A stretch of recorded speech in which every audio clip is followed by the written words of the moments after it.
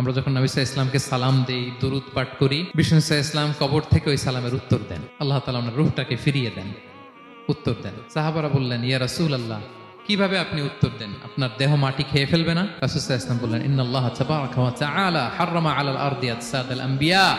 আল্লাহ তাআলা নবীদের দেহকে নষ্ট করা মাটির জন্য হারাম করে দিয়েছেন। কোনো মাটি কোনো নবীর দেহকে টাচ করতে পারে না, নষ্ট করতে পারে না। নবীরা কবরে জীবিত, সেখানে সালাত আদায় করে, তাদেরকে স্পেশাল রিজিক দেওয়া হয়। এটাকেই বলা হয় হায়াতুন নবী।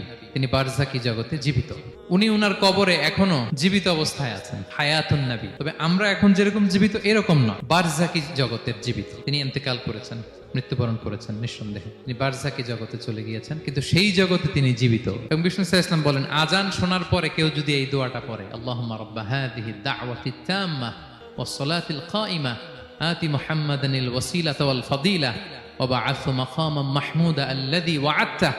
এই দোয়াটা যে পড়ে আজান শোনার পরে, বিষ্ণু সাল্লাল্লাহু আলাইহি ওয়াসাল্লাম বলেন, হাল্লাত লাহু শাফাআতি ইয়াউমাল কিয়ামা। কিয়ামতের দিন তার জন্য সুপারিশ করা আমি নবীর জন্য ওয়াজিব হয়ে যায়। যারা পড়েন না পড়বেন।